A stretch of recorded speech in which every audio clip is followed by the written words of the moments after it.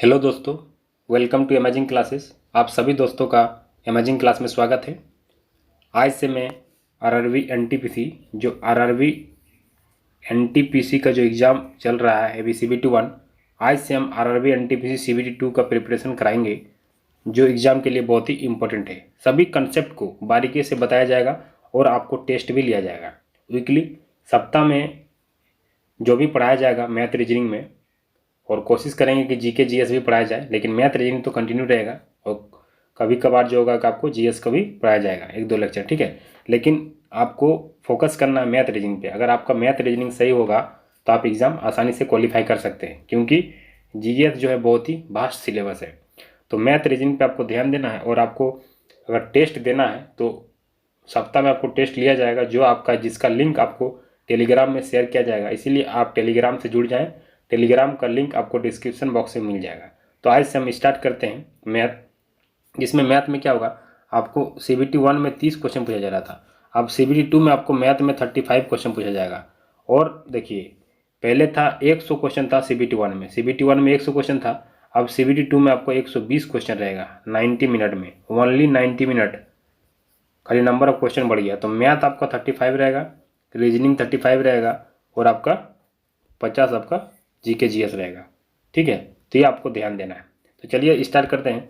Percentage कैसे, percentage के बारे में देखते हैं। आज से स्टार्ट करते हैं परसेंटेज। तो परसेंटेज कैसे सॉल्व करेंगे, बेसिक से लेके जीरो लेवल से आपको बताया जाएगा और आप आसानी से सीखेंगे, ठीक है। आपको कहीं कहीं प्रॉब्लम नहीं आएगी। जितना हो सके उतना दोस्तों में शेयर करें, ताकि सभी लोग इस वीडियो को देखें और कंसेप्ट को सीखें, ठीक है। तो आपको कंसेप्ट को सीखना है, ठीक है। तो धीरे धीरे करके कंसेप्ट के साथ आपको क्वेश्चन भी बताया जाएगा, ताकि आपका कंसेप्ट क्लियर हो जाएगा। तो चलिए देखते हैं। जैसे मान लीजिए आपको पूछे 1% यानी क्या हो जाएगा, 1/100। 1% यानी कि 1/100। 1% जब भी बोला गया यानी कि 1/100, ठीक है। अब जैसे मान लीजिए परसेंटेज जब भी आया तो जो भी रहे, जैसे मान लीजिए 20% बोल दिया, 20% बोल दिया यानी क्या होगा, 20/100, 20/100, ठीक है। चलिए, आपको कब मान लीजिए कभी पूछ देता है कि कभी कभी छोटा मोटा क्वेश्चन होता है कि 20/30 का कितना परसेंट है, कितना परसेंट है, ठीक है। तो 20 जो है 30 का कितना परसेंट है, 30 का कितना परसेंट है, यानी कि कंपेयर किससे कर रहे हैं, 30 से। यानी कि जिससे कर रहे हैं कंपेयर उसको नीचे रखना है, और जिसको कर रहे हैं उसको ऊपर रखना है, इंटू 100। तो ये आपका आंसर हो जाएगा, ठीक है। इस तरह आपको ध्यान देना है। छोटा मोटा क्वेश्चन है, लेकिन आपको समझ में आना चाहिए, क्योंकि छोटा मोटा क्वेश्चन आपको एग्जाम में फंसाता है, ठीक है। चलिए, आप अगर पूछे कि 30 जो है 20 का कितना प्रतिशत है, ठीक है। पहले मैंने देखा कि 20 30 का कितना परसेंट है, अब क्या बोला 30 जो है 20 का कितना परसेंट है। तो 20 का यानी कि 20 से कंपेयर कर रहे हैं, 30 का कंपेयर किससे कर रहे हैं, 30 का जो कंपेयर कर रहे हैं 20 से कर रहे हैं, यानी कि जिससे कंपेयर कर रहे हैं वो नीचे होगा और ऊपर 30 हो जाएगा, यानी कि 100। तो इस तरह आपका सॉल्व हो जाएगा, ठीक है। अब अगर आपसे पूछे कि 30 जो है 20 से कितना अधिक है, 20 से कितना प्रतिशत अधिक है, कितना अधिक है। अब पूछेगा कि 30 जो है 20 से कितना अधिक है, तो कितना अधिक है, 10 अधिक है। अगर 30 जो है 20 से कितना ज़्यादा है, 10 ज़्यादा है। किससे कंपेयर करें, 20 से, यानी कि बाई 20 इंटू 100। इस तरह आपको सॉल्व करना है। चलिए, अब देखते हैं कि मान लीजिए 20 जो है 30 से कितना प्रतिशत कम है, कितना प्रतिशत कम है पूछा गया। पहले इससे पहले देखा कि 30 जो था 20 से कितना अधिक था, इसमें पूछा गया 20 जो है 30 से कितना कम है, तो कितना कम है। अब इसको कंपेयर करेंगे तो 30 जो है 20 है, 30 और 20 में, यानी कि 20 जो है इससे 20 जो है 30 से कितना कम है, 10 कम है, यानी कि 10 कम है। किसके कंपेयर कर रहा है, 30 से, यानी कि बाई 30 इंटू 100, ठीक है। तो इसको सॉल्व करेंगे तो 1/3 मतलब 33%, ठीक है।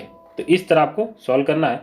अब देखेंगे कि अगर आपको डेसिमल से फ्रैक्शन में कन्वर्जन आता है परसेंटेज में, तो आप सभी जगह यूटिलाइज कर सकते हैं, क्योंकि आप जब भी कोई भी क्वेश्चन बनाएंगे, जैसे परसेंटेज हो गया, प्रॉफिट एंड लॉस हो गया, कोई भी क्वेश्चन हो, तो आप उसको आसानी से सॉल्व कर सकते हैं, आपका टाइम सेव होगा। तो उसको देखेंगे कि डेसिमल से फ्रैक्शन में कैसे कन्वर्जन करते हैं, ये बहुत ही इंपॉर्टेंट है, ठीक है। तो देखिए, जैसे मान लीजिए 1 हो गया, 1 मतलब कितना, 1/100, सॉरी, एक मतलब 100%, एक मतलब 1 मतलब 100%, ठीक है। उसी तरह अगर मान लीजिए आपको 1/2 दे दे, 1/2 मतलब 50%, 1/3 मतलब 33, 1/3%, ठीक है। 1/4 मतलब 25%, और 1/5 यानी कि 20%। तो इस सब आपको याद रखना है, ठीक है। इस तरह अगर आप याद रखेंगे तो देखेंगे जब क्वेश्चन को सॉल्व करेंगे तो देखेंगे कैसे यूटिलाइज करते हैं, कैसे उपयोग में लाते हैं। अभी तो आपको लगेगा कि तो बकवास है, लेकिन जब आप इसको याद कर लेंगे, प्रैक्टिस करेंगे 2-3 बार, तो आपको याद हो जाएगा और आप क्वेश्चन को जब सॉल्व करेंगे तो आपको आसानी होगा, ठीक है। अब 1/6 मतलब क्या, 1/6 मतलब हो गया 16, इसको हम लिख सकते हैं 16 2/3%। अगर 1/7 आएगा तो 1/7 को क्या लिख सकते हैं, 14.28%। 1/8 को क्या लिख सकते हैं, 1/8 को लिख सकते हैं 12.5%, ठीक है। तो जब भी 1/8 आए तो 12.5% ये बहुत ही इंपॉर्टेंट है, क्योंकि अधिकतर जगह इसको यूज़ करते हैं, ठीक है। तो इसको याद रखना है।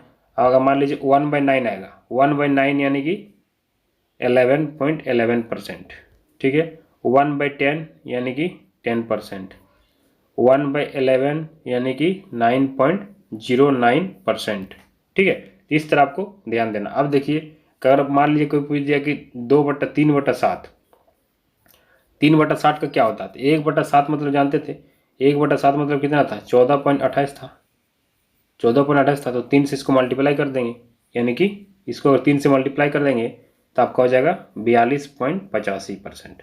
इस तरह आपको यूटिलाइज करना है कि 1/7 अगर पढ़ा है तो 3/7 आपको याद हो जाएगा।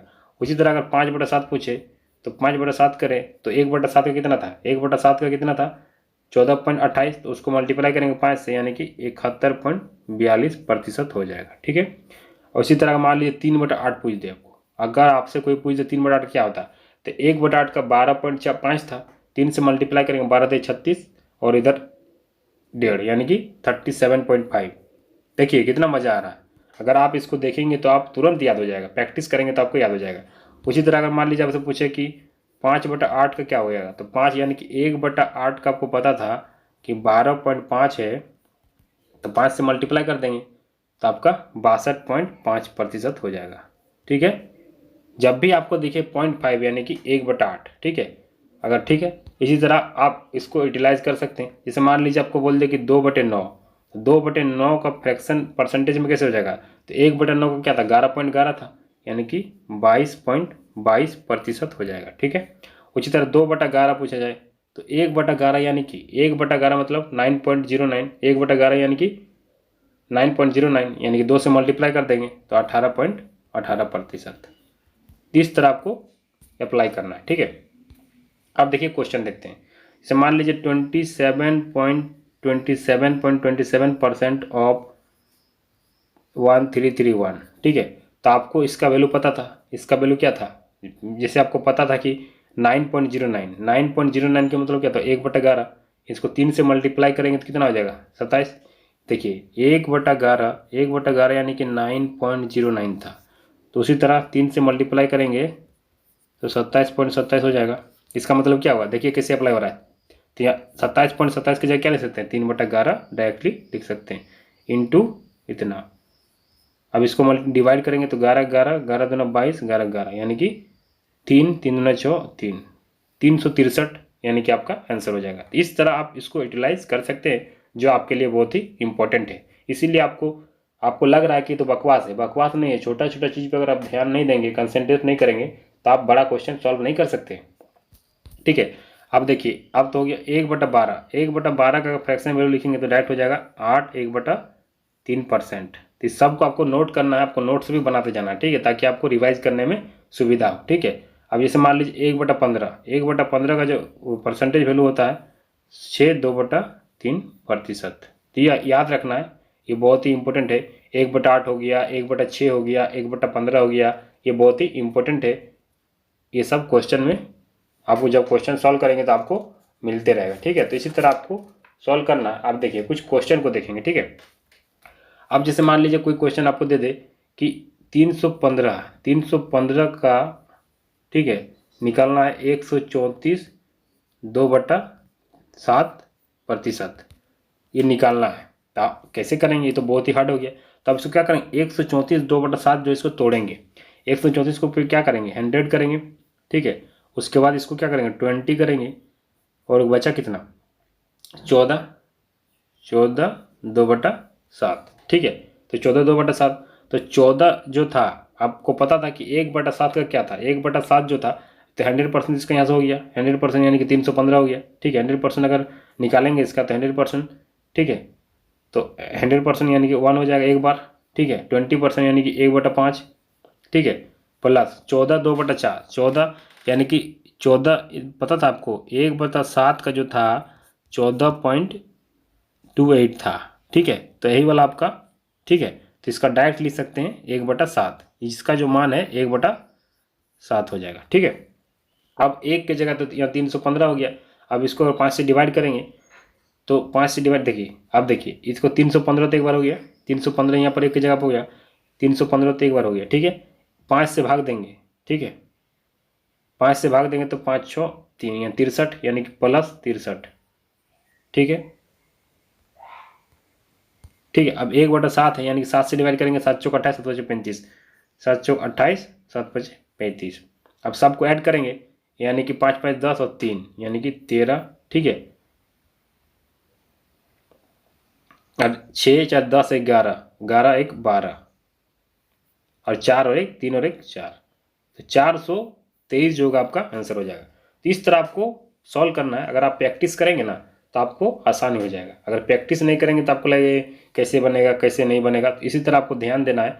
छोटा छोटा चीज़ आपको बता रहे हैं जो बहुत ही इंपॉर्टेंट है, इसीलिए आप जितना हो सके उतना दोस्तों में शेयर करें। अगर जितना शेयर करेंगे, जितना लोग देखेंगे, उतना हमको उतना और मज़ा आएगा और अच्छे से हम बताएंगे और एकदम पूरे अच्छे से सभी सिलेबस को कवर करवाएंगे, ठीक है। चलिए अब देखिए, जैसे मान लीजिए 999 का अगर निकालना है 11.11%, ठीक है। तो 11.11% निकालना है तो कैसे निकालेंगे, तो सबसे पहले इसका तो 100% हो गया, ठीक है।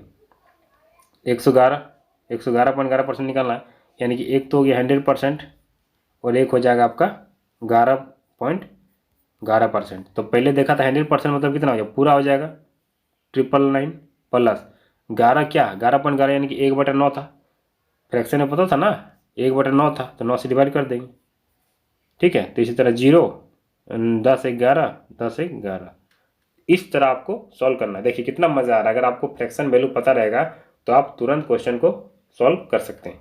फिर देखते हैं नेक्स्ट क्वेश्चन, ताकि और कंसेप्ट आपको समझ में आए, ठीक है।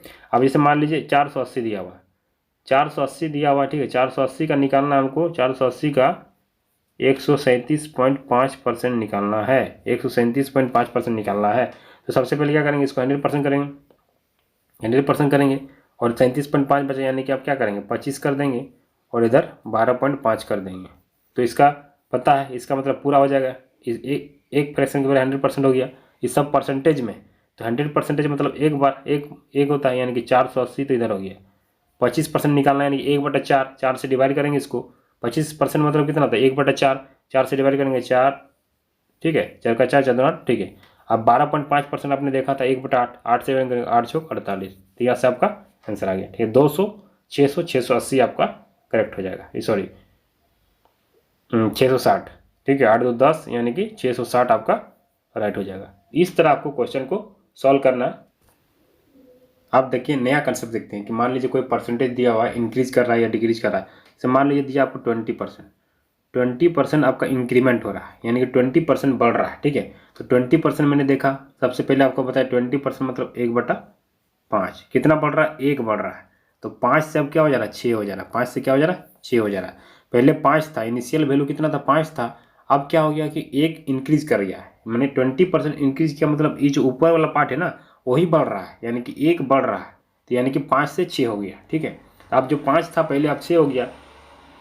तो इसी तरह आपको देखना है। उसी तरह मान लीजिए आपको दिया है कि आप देखते हैं कि एक क्वेश्चन लेते हैं, ठीक है। जैसे मान लीजिए कि आपका मान दिया हुआ इतना, देखिए कोई वैल्यू दिया हुआ है 64,000, 64,000 वैल्यू कब दिया था स्टार्टिंग, मैंने स्टार्टिंग में अगर 64,000 वैल्यू दिया हुआ है, ठीक है।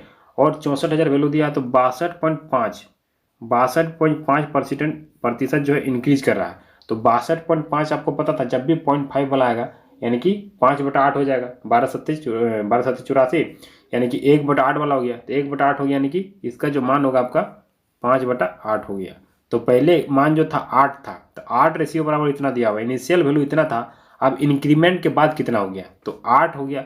तो पहले कितना था, 8 था, अब क्या हो गया, 8 और 5 बढ़ गया, यानी कि 13 हो गया। तो स्टार्टिंग में 8 वैल्यू था और 5 इंक्रीमेंट हो गया, यानी कि टोटल वैल्यू क्या था, 13 हो गया। तो इनिशियल वैल्यू जो दिया है 8 रेशियो के बराबर है, 8 रेशियो के बराबर है, तो 8 रेशियो बराबर 64,000 है, तो 1 रेशियो बराबर आपका हो जाएगा 8,000। ठीक है। अब पूछा है कि अब कितना इंक्रीमेंट हो गया, यानी कि कितना टोटल वैल्यू हो गया, तो 13। 13 से इसको मल्टीप्लाई कर दीजिए, तो 104,000,000। ठीक है, तो ये आपका आंसर हो जाएगा। तो देखिए कितना इंटरेस्टिंग कंसेप्ट है कि इतना परसेंट इंक्रीमेंट हुआ, यानी कि 62.5% जो है इंक्रीमेंट हुआ। तो आपको पता था कि 12.5% मतलब 1/8 था, तो 5/8 इसका वैल्यू हो जाएगा। तो 8 इनिशियल था, अब 13 हो गया, कितना बढ़ा, 5 बढ़ा। तो इनिशियल वैल्यू जो 8 है, 8 बराबर 8 बराबर जो होगा 64,000 हो जाएगा, तो 1 बराबर 8,000 हो जाएगा। तो आपको 13 करना है, क्योंकि 5 बढ़ गया, तो 13 बराबर इतना हो जाएगा। तो इस तरह आपको इंक्रीमेंट करना है। चलिए और क्वेश्चन देखते हैं। जैसे मान लीजिए इनिशियल वैल्यू आपको पहले दिया हुआ है, ठीक है। अब जैसे मान लीजिए पहले आपको इनिशियल वैल्यू दिया, इतना दिया हुआ 28,800 दिया हुआ है, ठीक है। तो 8 1/3% अब क्या है, डिक्रीमेंट हो गया, डिक्रीज हो गया, यानी कि डिक्रीमेंट हो गया। तो अब क्या होगा, अब जो होगा वैल्यू क्या होगा, ठीक है। तो इसका जो मान होता है 8 1/3 आपको पता है जो 1/12 होता है। तो इनिशियल वैल्यू पहले 12 था, अब क्या हो जाएगा, 1 डिक्रीमेंट हो गया, यानी कि 11 हो गया। ठीक है। तो ये मान जो है, ये पूछा गया है कि ये मान क्या होगा, ये 1 साल का बात करें तो पहले 12 से 11 हो गया, यानी कि इसका जो था 12 रेशियो था, तो 1 रेशियो बराबर कितना हो जाएगा, 12, 12 दूना 24 और 12 चौक 48, यानी कि 24 हो जाएगा। तो 11 रेशियो बराबर राइट कर लेंगे, यानी कि 26,400 हो जाएगा। इस तरह आपको बनाना है, कितना इंक्रीमेंट होना है, कितना डिक्रीमेंट हो रहा है। तो जितना डिक्रीमेंट हो रहा है, जो इनिशियल वैल्यू दिया है उससे, अगर आपको इसी क्वेश्चन में पूछता कि 2 साल के बाद क्या होगा, अगर आपको पूछता कि 2 साल के बाद क्या होगा, आफ्टर 2 ईयर्स, आफ्टर 2 ईयर्स 2 साल के बाद, तो 1 साल में तो 12 11 हो गया, फिर 1 साल जाएगा तो 12 से 11 यानी इतना घटेगा। इसको करेंगे तो 12 12 144 और 11 11 121। ठीक है। तो इनिशियल वैल्यू जो था, अब 2 साल में इतना हो गया, 2 साल में यानी कि 44 रेशियो जो होगा आपका 28800 इतना हो गया। तो 1 रेशियो बराबर आपका हो जाएगा 200। ठीक है। और 121 रेशियो बराबर हो जाएगा आपका इतना। ठीक है। तो इसमें क्या पता चला कि 2 साल के बाद तो जो 1/12 यानी कि 8 1/3% डिक्रीमेंट हो रहा था, तो 1 साल में 12 से 11 हो गया, दूसरा साल में फिर 11 से 11 हो गया, तो टोटल डिक्रीमेंट इतना हो गया, टोटल इतना इनिशियल वैल्यू इतना था इसका, और 2 साल में घट के इतना हो गया, मतलब कितना बचा, अब कितना बचा, इतना बचा। अब पूछता कि कितना घटा, कितना डिक्रीज हुआ, तो इस दोनों का जो डिफरेंस होगा उस रेशियो के बराबर हो जाएगा। इस तरह क्वेश्चन का आपको ध्यान देना है, जो बहुत ही एग्जाम पॉइंट के लिए बहुत ही इंपॉर्टेंट है। सभी एग्जाम में इस तरह के क्वेश्चन पूछे जाते हैं। जब आपको क्वेश्चन डिस्कस कराएंगे तब समझ में आएगा कि कंसेप्ट कितना महत्व है। ठीक है। आप देखिए और एक कंसेप्ट होता है कि प्राइस और कंजम्पशन, प्राइस और कंजम्पशन। ठीक है। प्राइस और कंजम्पशन इक्वल टू क्या होता है, एक्सपेंडिचर। ठीक है। तो प्राइस मतलब कितना खर्च किए, कितना कंजम्पशन हुआ, कितना खर्च किए, ये कितना पैसा लगा, कितना कंज्यूम किए कोई चीज़ को, एक्सपेंडिचर। तो जैसे मान लीजिए कि अगर आप देखिए, तो अगर मान लीजिए कोई चीज़ खरीदते हैं 5 रुपया पर केजी, 5 रुपया पर केजी, और 2 केजी कंजम्पशन करते हैं, तो एक्सपेंडिचर कितना हो गया, 10 रुपया। तो 10 रुपया खर्च करके।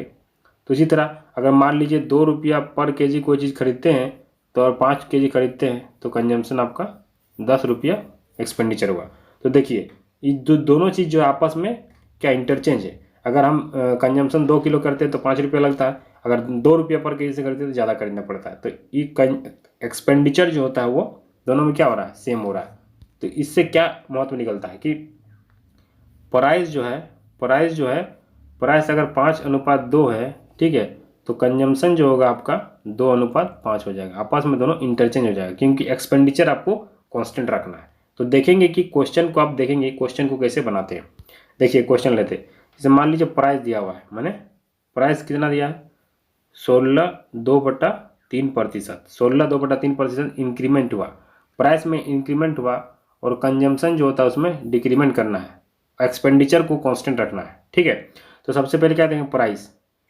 प्राइस जो होगा आपको क्या हो जाएगा, किसका मान है, इसका पता था 1/6 का होता है, इसीलिए बोल रहे हैं ना जो परसेंटेज वैल्यू अगर आपको फ्रैक्शन वैल्यू में बताया तो आप आसानी से क्वेश्चन को सॉल्व कर सकते हैं। तो प्राइस का जो मान हो जाएगा कितना हो जाएगा, प्राइस क्या हो जाएगा, पहले 6 था अब इंक्रीज हुआ यानी कि 6 से 7 हो गया, और कंजम्पशन जो होगा वो क्या हो जाएगा, उल्टा हो जाएगा।